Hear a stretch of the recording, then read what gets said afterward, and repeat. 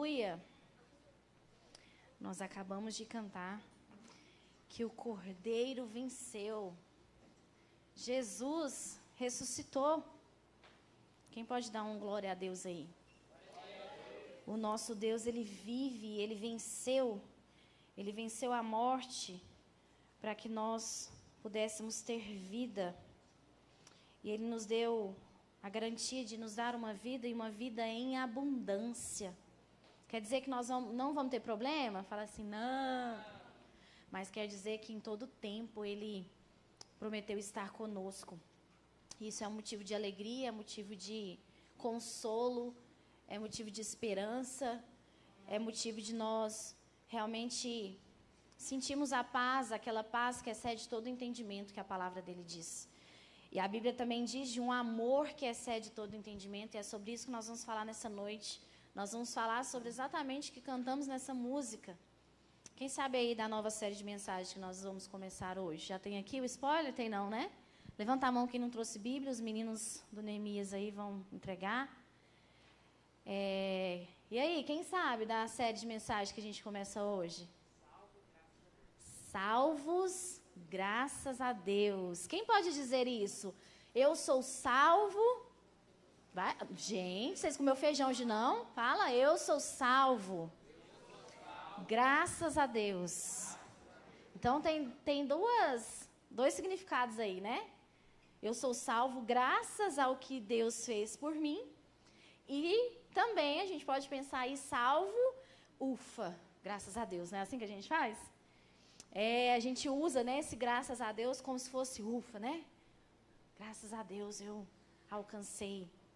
E nós sabemos que não foi com o nosso esforço, foi totalmente através do esforço de Jesus. Salvos, graças a Deus. E o tema da mensagem de hoje, tem aí, meninos? Essa é a série de mensagens que nós vamos falar em todo o mês de maio, esse é o nosso tema. Então, toda sexta-feira vai ter uma mensagem voltada para esse tema. E a mensagem de hoje é... Tá aí? Jesus, o Salvador obediente. Nós vamos falar sobre obediência de Jesus e nós vamos falar com Jesus como nosso exemplo de obediência. Ele não somente nos salvou, salvos graças a Ele, né? Ele nos salvou através de um propósito, através de obediência. E a obediência de Jesus, ela foi completa, ela foi total, e nós vamos falar a respeito disso e o que isso implica em nossas vidas. Abre a sua Bíblia comigo lá em Filipenses 2. Eu amo a Bíblia toda. E eu amo especialmente o livro de Filipenses, a carta da alegria. Eu já começo falando a respeito dos pontos, né, dos contrapontos da palavra de Deus. Porque a carta da alegria é a carta que Paulo mais fala de alegria, é uma das cartas que ele está preso. E aí, gente? Olha que loucura, não é? Coisa de crente é um bicho doido, né? Ninguém consegue entender. É loucura, né? A Bíblia mesmo diz que é loucura para as pessoas que são naturais, né? Os espirituais. Porque Paulo está preso aqui. E ele está falando de alegria. Louco ou não? Imagina ser preso, dizendo, vamos ficar alegre. O nome de Jesus está sendo pregado, está tudo bem. Não é assim que essa carta diz? Então eu amo a carta de Filipenses. Ela tem muito a nos ensinar. Então, como eu falei, nesse mês nós vamos falar aí a respeito desse tema, salvos, graças a Deus. Nós vamos falar sobre a salvação, sobre o efeito esperançoso que ela nos causa e a expectativa da volta de Cristo. Hoje a primeira mensagem é Jesus, o Salvador obediente. A segunda é cruz, loucura para uns, escândalo para outros. Acabei de falar, né? Da loucura. A terceira mensagem, além do espaço e tempo. E a quarta mensagem, ele ainda vem. Já aí, no final do mês 5, ele ainda vem adentrando ao acampamento, que nós vamos falar a última mensagem da série no dia 24/5. E dia 30/5 nós vamos estar onde, gente? Acampamento. Vou nem perguntar quem não fez inscrição aqui, porque senão eu vou ter que brigar com vocês. Não é possível. Que tem adolescente do RAD aqui na sede, que frequenta todo dia aqui, que não fez inscrição ainda. Eu quero dizer, meninas, que só tem 5 vagas, viu? Vou dizer mais nada. Vamos para a palavra? Vamos ler Filipenses 2? Eu já ministrei bastante em Filipenses 2.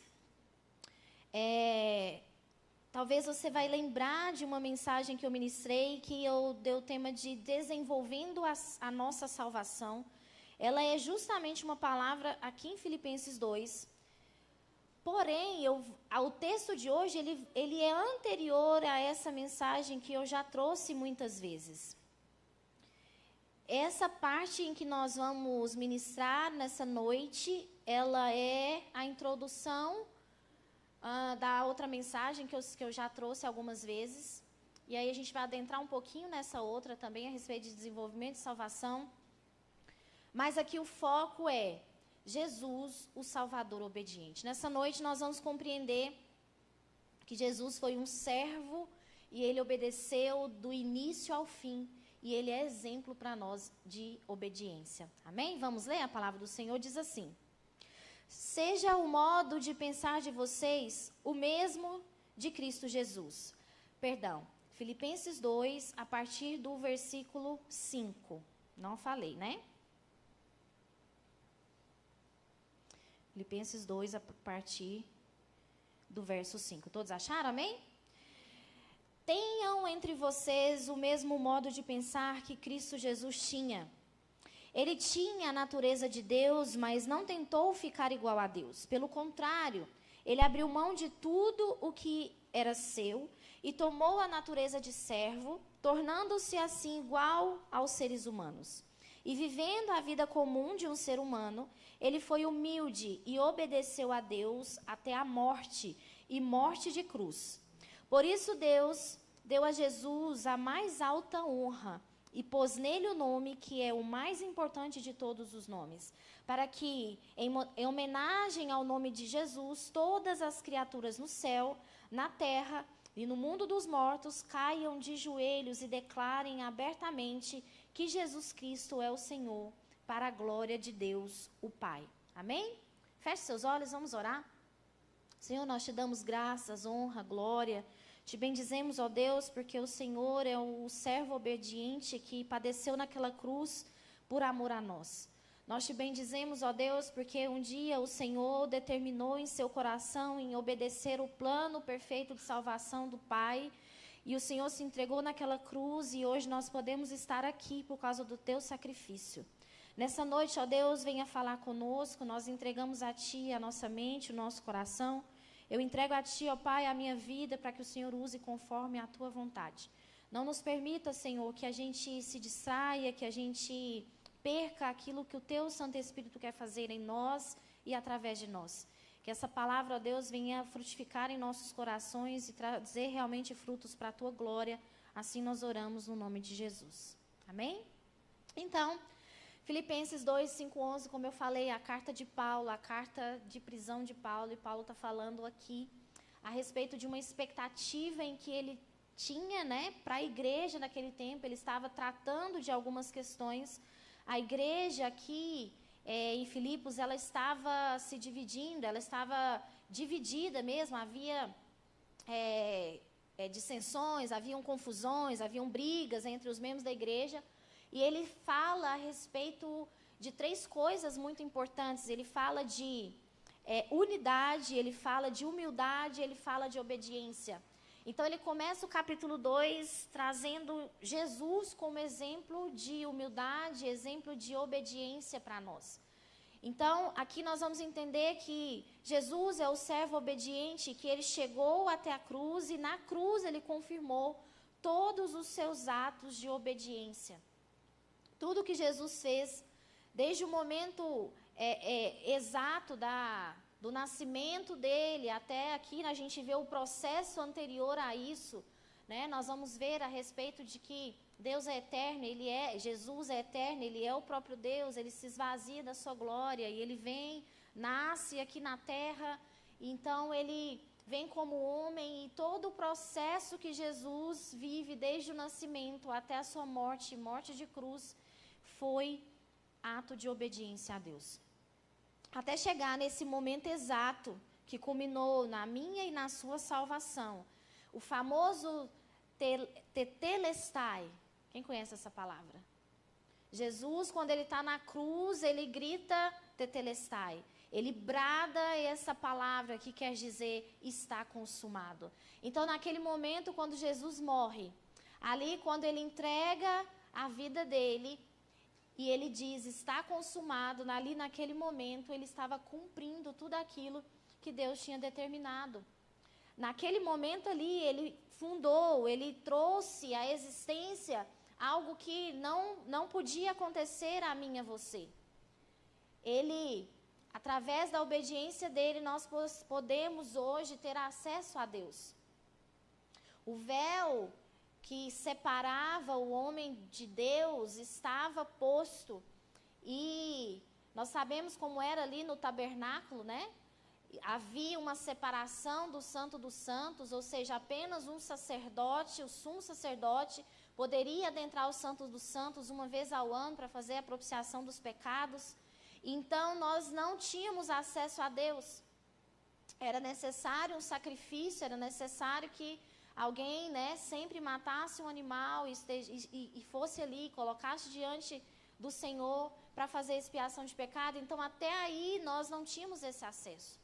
Então, quando Jesus está ali na cruz, ele traz a mim e a você. Quando ele morre na cruz, ele funda então a nossa salvação.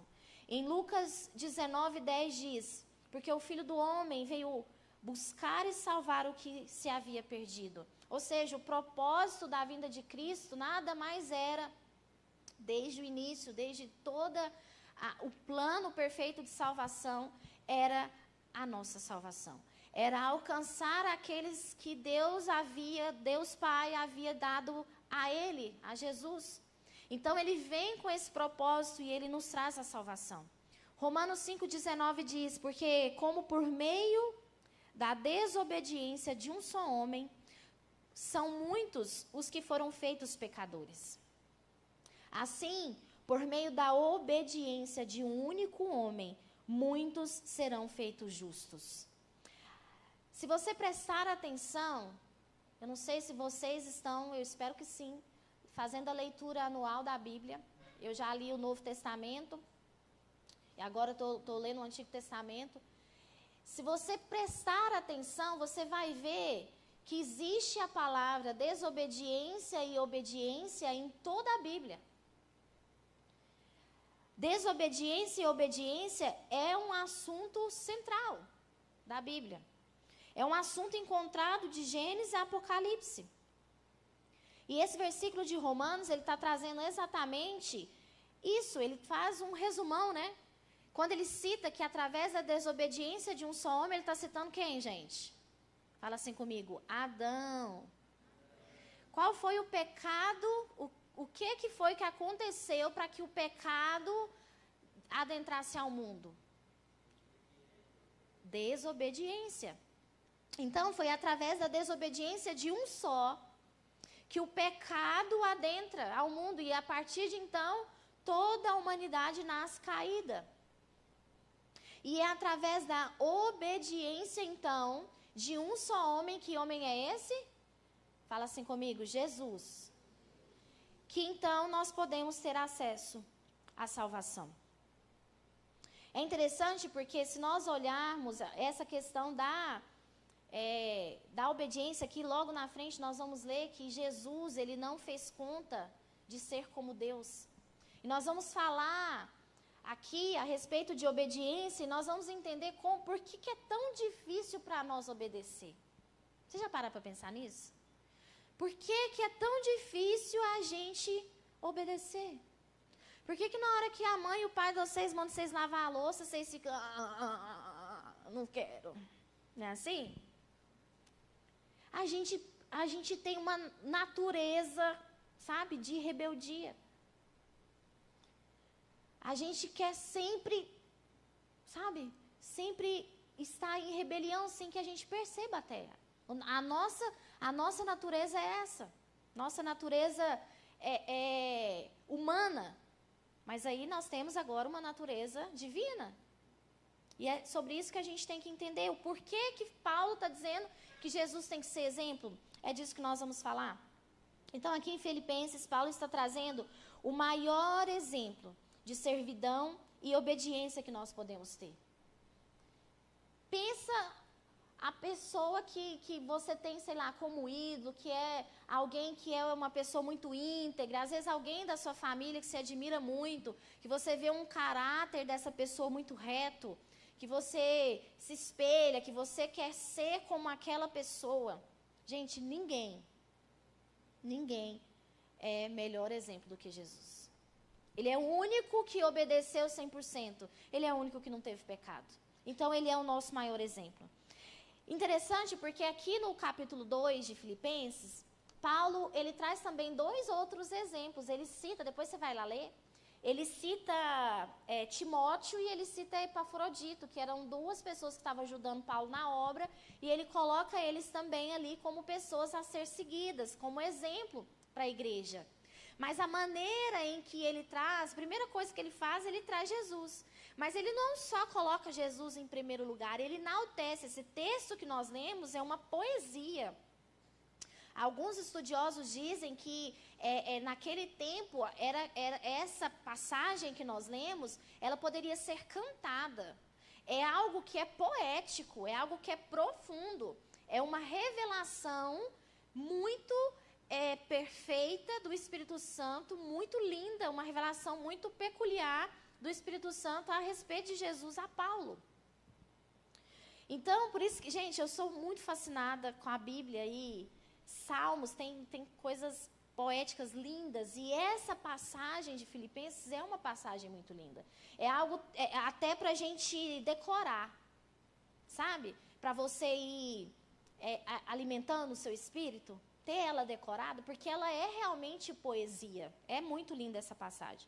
Então, ele cita ali 2 outros homens, mas são homens de Deus, sim, mas ele dá maior ênfase a Jesus. E aqui a nossa ênfase é em Jesus. Filipenses, então, ele vai trazer esse tripé da salvação. Todo o livro de Filipenses, você parar para ler, você vai entender que ele está falando de unidade, ele está falando de obediência e ele está falando de humildade. Então, a gente entende nesse texto que não existe obediência sem humildade. É aí que é o nosso problema. É aí que é o nosso problema.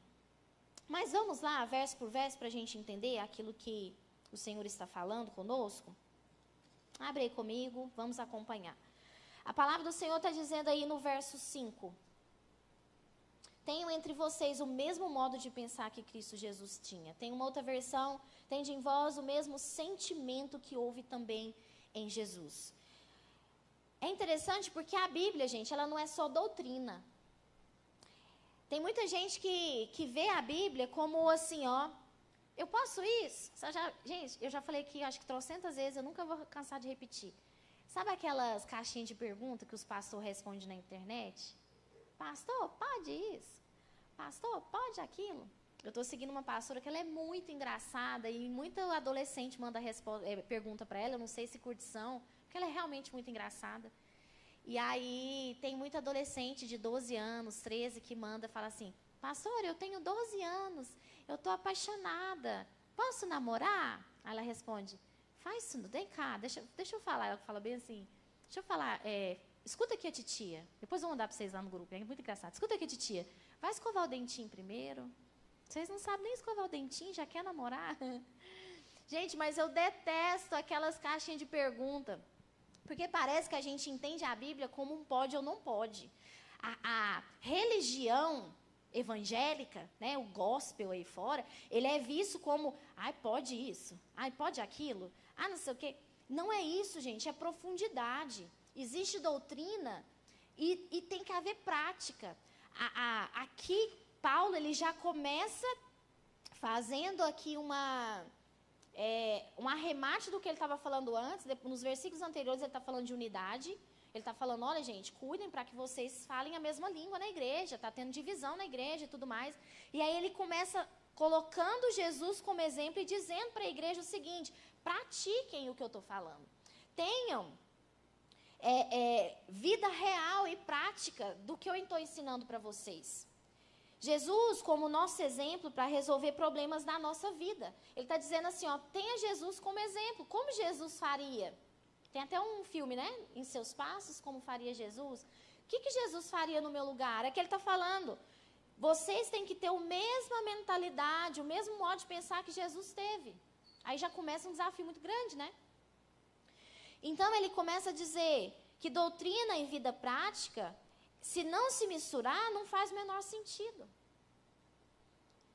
Nós precisamos viver aquilo que nós vemos Jesus fazer. Então é uma direção para nós.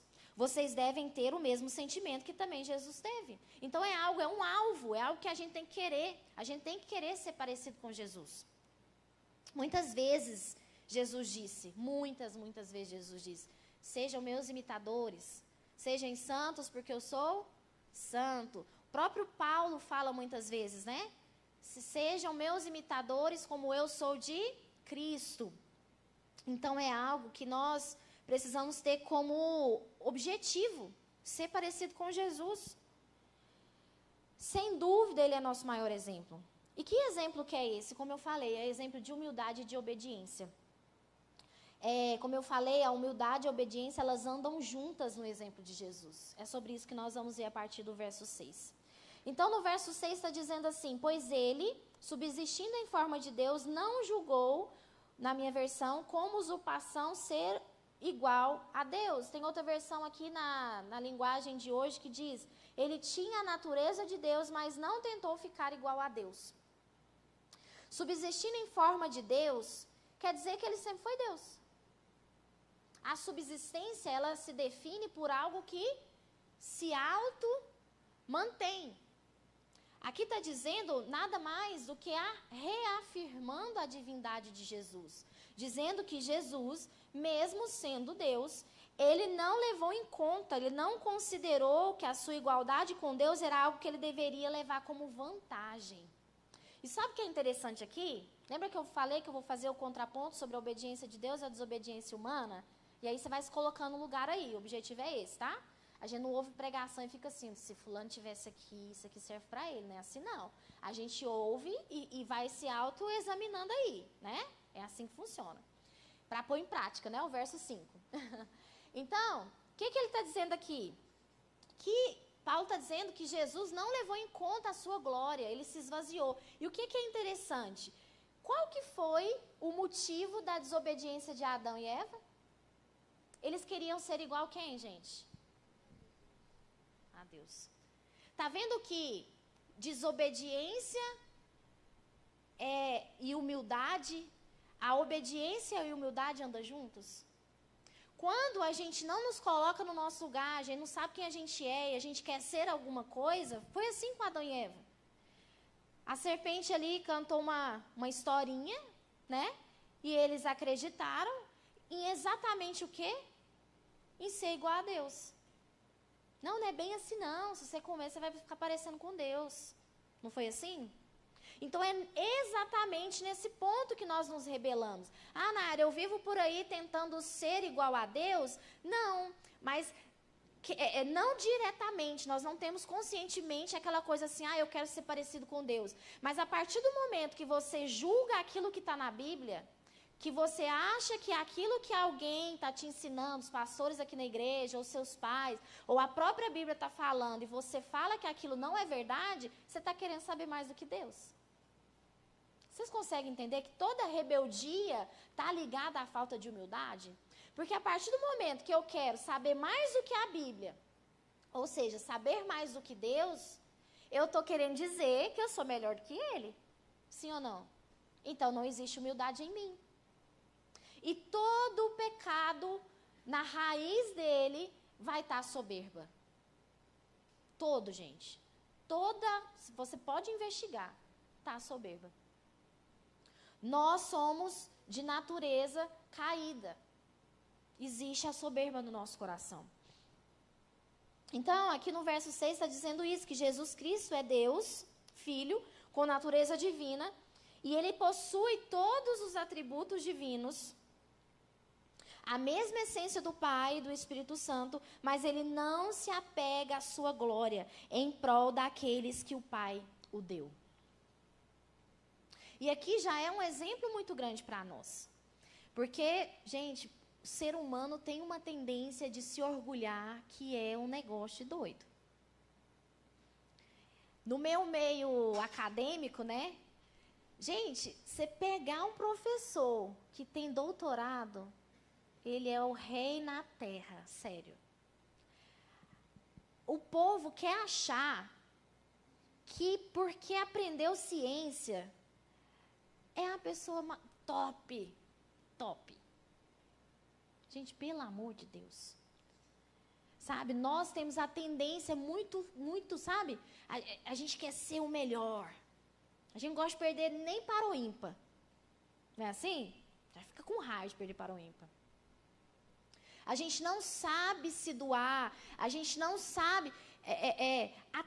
a Bíblia fala que até mesmo as nossas obras de justiça são trapo de imundícia. Sabe o que isso quer dizer? Até aquela boa vontade que a gente tem, que de vez em quando a gente é bom, assim. Tá vendo? A frase, que horror. De vez em quando a gente quer fazer alguma coisa legal, não é? De vez em quando a gente quer fazer uma gentileza. Mas até isso a Bíblia diz que é contaminado. Porque a Bíblia diz que Deus conhece o nosso coração, a intenção do nosso coração. Vou dar um exemplo aqui para vocês entenderem. Sabe aquela pessoa que está começando a namorar e que quer conquistar a varoa? O cara é a melhor pessoa do mundo. Ele vai agir com toda... Não é assim, gente? Fala aí, Axa, como é que é o Moacir? Tadinho do Moacir, acabei de expor o menino. O cara, ele começa a fazer tudo de melhor. E trata a pessoa muito bem, tananã, né? Por quê? Porque quer conquistar. Mas será que existe perfeição em alguém? É possível? Não é. Só que a gente esconde as coisas no início do namoro. Não dá para esconder muito tempo, não. Mas esconde.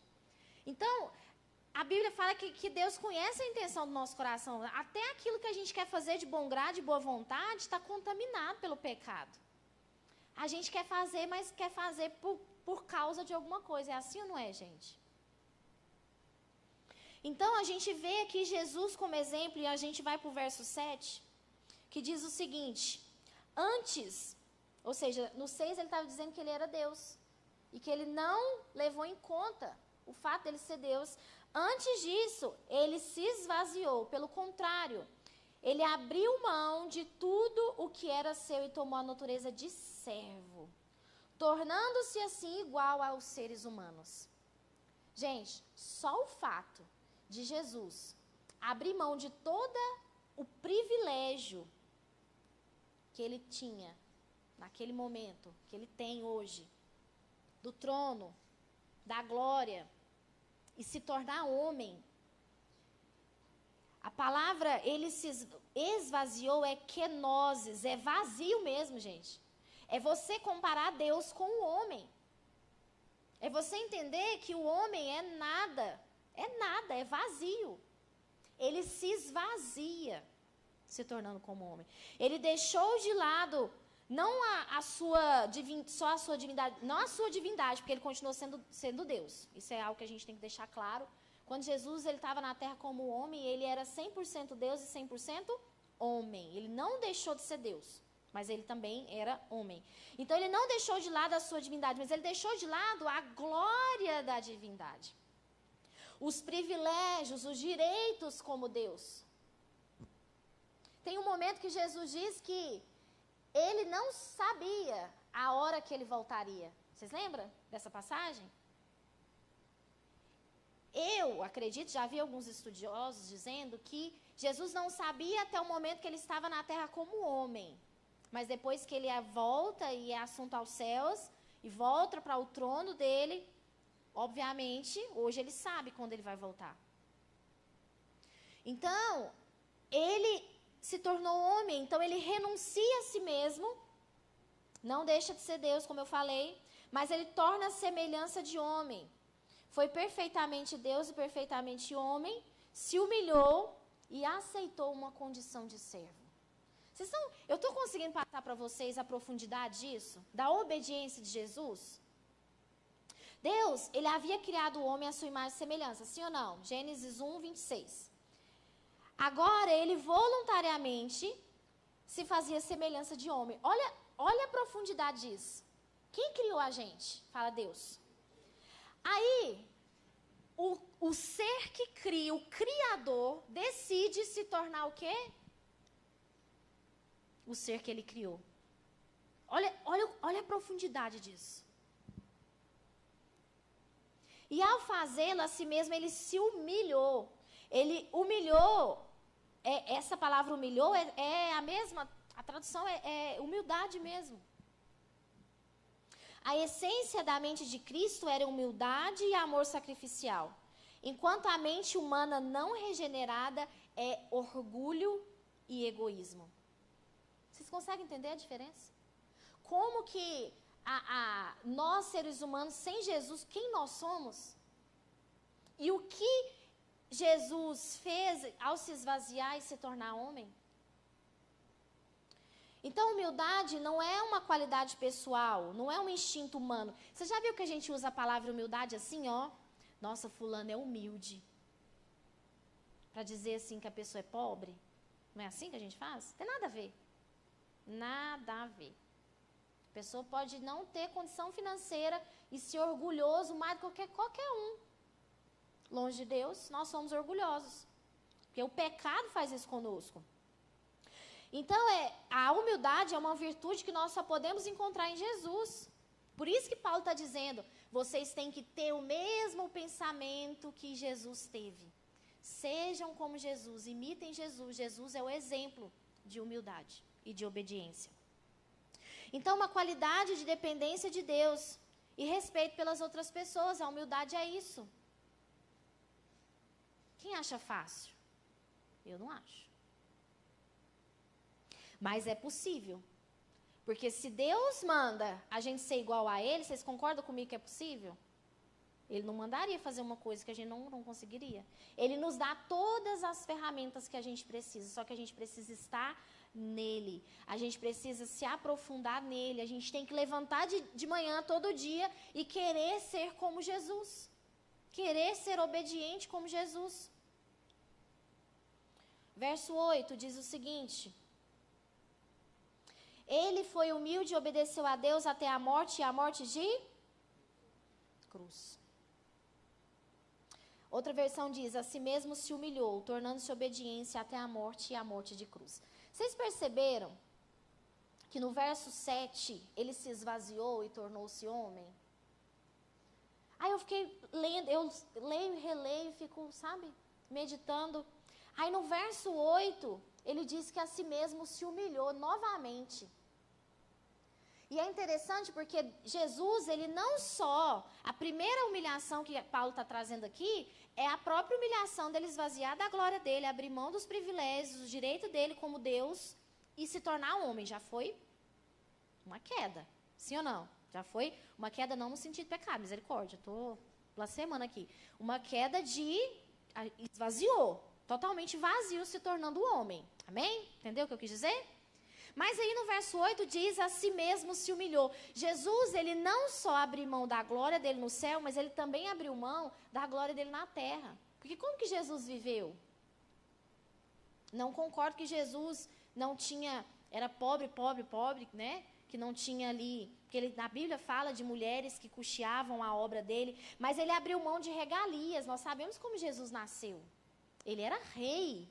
Ele poderia ter nascido no melhor local de nascimento naquele tempo. Acho que era nas casas, né? na maior mansão que existia.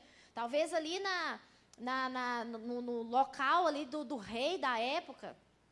Mas ele escolhe o local mais humilde. Então, no verso 8, ele se entregou ao limite máximo da sujeição. Ele não apenas deixou de lado os símbolos da sua glória, como nós lemos no verso 7. Ele se tornou um homem, Mas quando ele era homem, ainda assim ele se humilhou.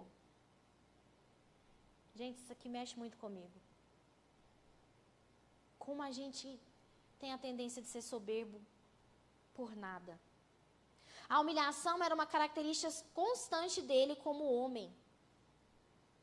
Ele não aspirava às grandes honras, ele não exigia o prestígio, ele não exigia o serviço de um grupo de servos. Ele viveu uma vida simples.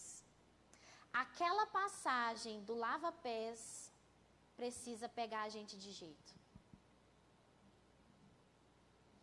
Porque Pedro, ele dá um pulo para trás e fala, não, Senhor, como assim você não vai lavar meu pé? Não, ele falou, vou. Se você não deixar eu lavar o seu pé, você não tem parte comigo. E aí ele traz a máxima da vida cristã. Aquele que quer ser o primeiro, se torne. Aquele que quer ser o primeiro, deve ser o primeiro que serve. Gente, eu não sei se isso constrange vocês como constrange a mim. E aí tem mais. Continua dizendo. Que ele se tornou obediente até a morte. Se fosse só até aí, já era muito. Mas não é só até a morte, mas é morte de cruz. Colocou-se numa condição de obediência tal. Ele, um ser que obedeceu toda a lei.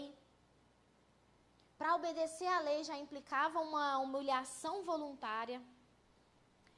E aqui destaca a grandeza da sua humilhação que foi demonstrada por ele em se tornar inteiramente obediente mesmo até morrer na cruz. Eu não sei se você sabe, mas quando fala morte de cruz, está dizendo que, evidenciando para nós que a morte de cruz naquele tempo era a morte mais humilhante que existia.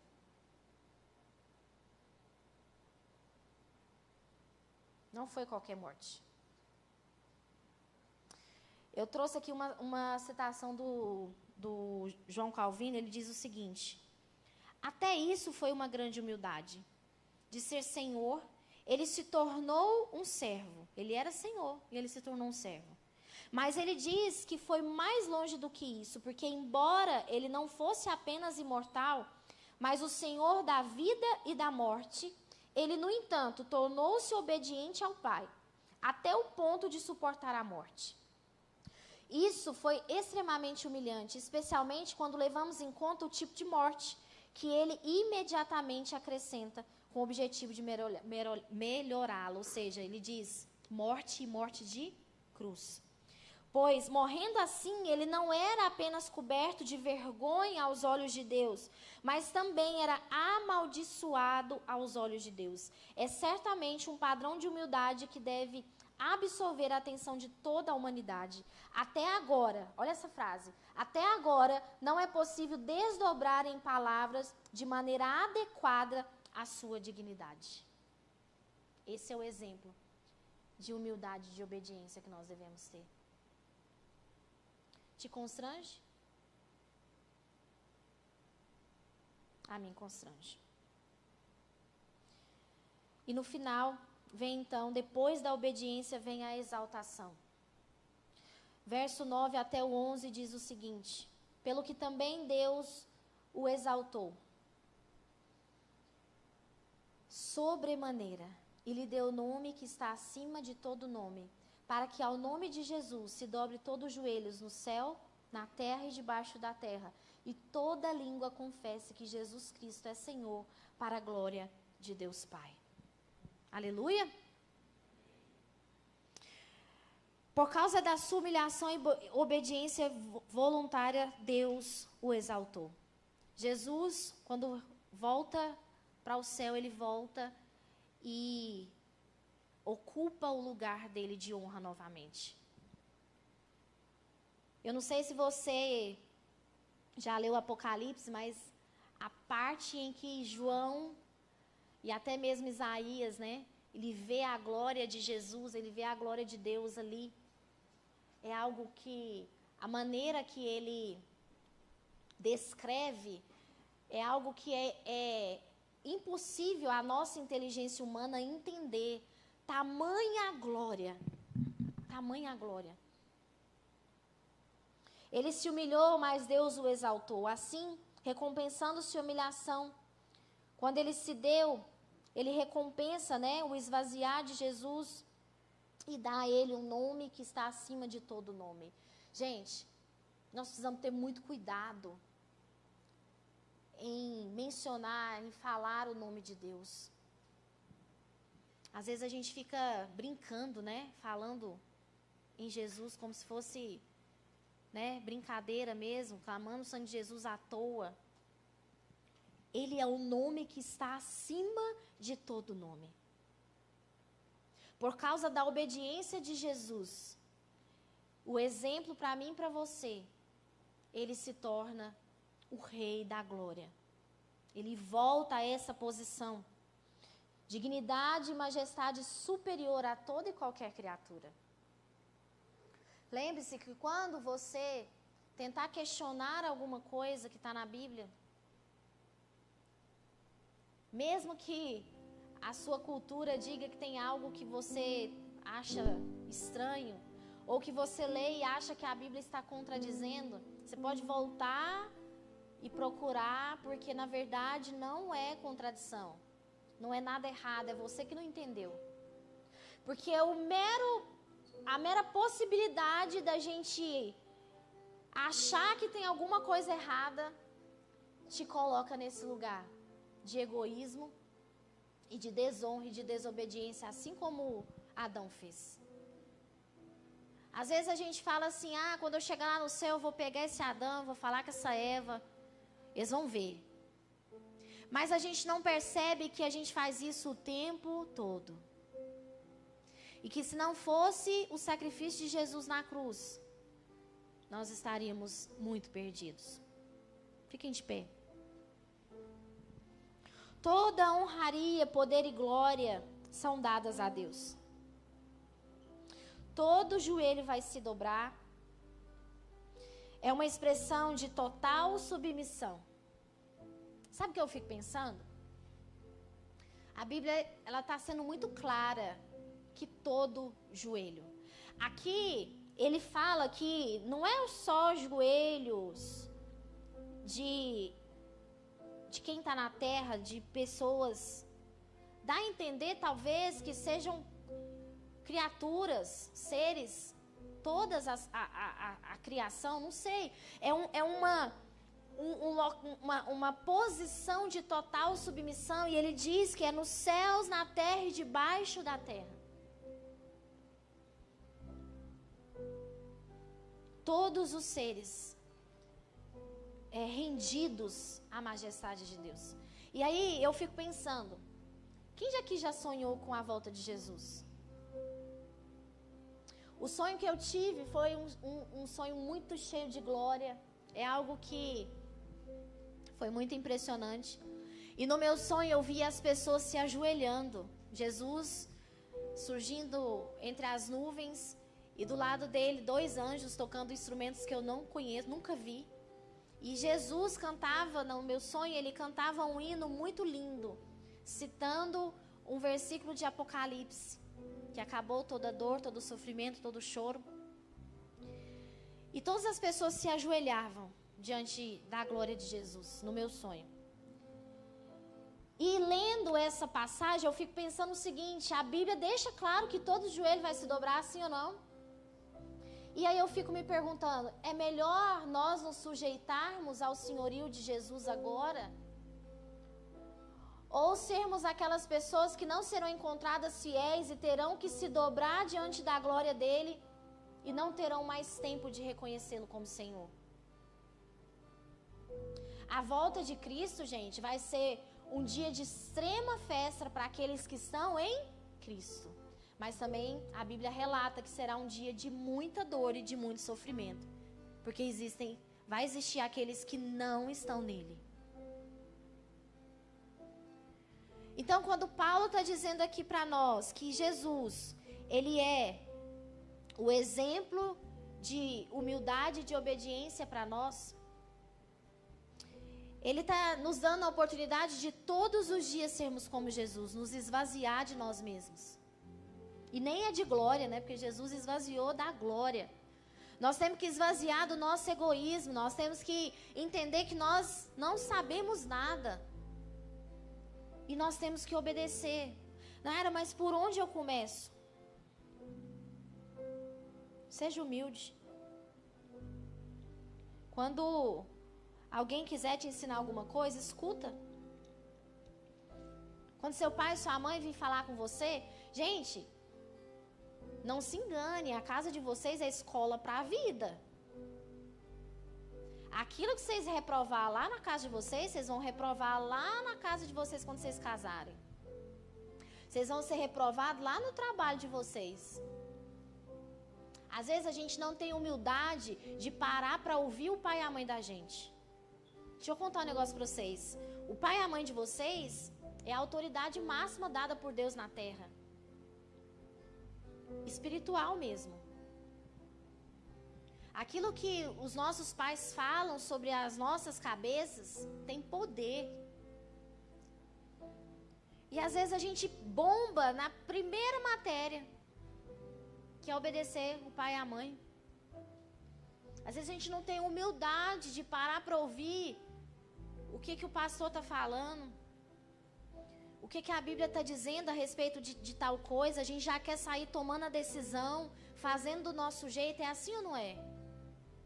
Me desculpa, gente, mas adolescente acha que sabe muito. E eu falo de experiência de causa. Eu já fui adolescente esses dias. Passou tem pouco tempo. Feche os seus olhos. Faça uma oração nessa noite. Começa a dizer para Deus aí o que você sentiu a partir dessa ministração.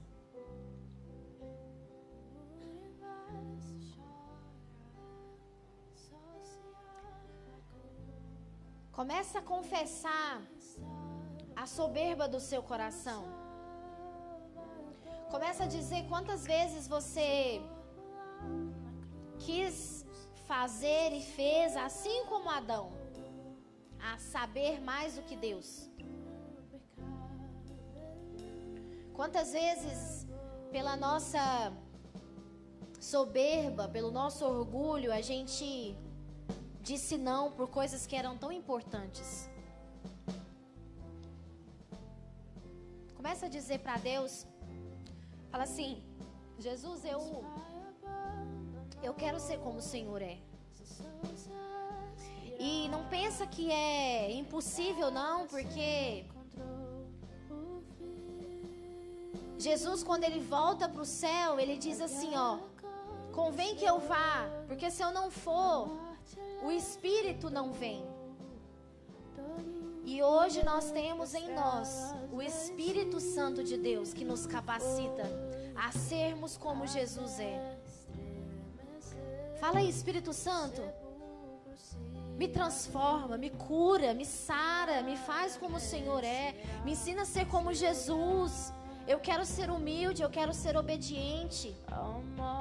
Eu quero entender a Tua palavra, eu quero andar segundo o Teu coração. Que a Sua palavra seja luz para o meu caminho. Que eu possa entender, ó Deus, o que eu estou fazendo que não tem Te agradado. Senhor, nós oramos nessa hora, Pai. Colocamos, ó Deus, as nossas vidas diante do Teu altar. Pai, nós Te pedimos perdão. Nos perdoa, Pai, por todas as vezes que nós nos rebelamos contra o Senhor. Nos perdoa por acharmos que somos alguma coisa. Nos perdoa, Deus, por acharmos, ó Pai, que nós podemos viver uma vida longe da Tua presença. Nos perdoa, Pai, por todas as vezes que nós nos afastamos de Ti. Perdoa, Senhor, o nosso pecado, a rebelião do nosso coração. Senhor, nós Te agradecemos, Pai, porque mesmo sabendo que nós Te negaríamos tantas vezes, o Senhor optou em subir naquela cruz e morrer e padecer por nós. Senhor, transforma os nossos corações, que nós possamos ser como o Senhor é, que nós possamos, ó Deus, a cada dia nos tornar mais parecidos contigo. O Senhor já nos trocou, já mudou a nossa natureza. mas nós precisamos ainda viver nessa natureza humana até a sua volta. Nos dê graça, Senhor, nos enche de graça, nos enche de poder, nos enche, Senhor, para que nós possamos obedecer a Tua palavra, obedecer, Senhor, a Tua vontade, sermos como o Senhor é. Senhor, capacita cada adolescente a ser obediente como o Senhor é, Pai, como o Senhor foi. Nos liberta, Senhor, de nós mesmos. E nos faz, Senhor, ser como o Senhor é, para a Tua glória. Assim nós oramos no nome de Jesus. Amém?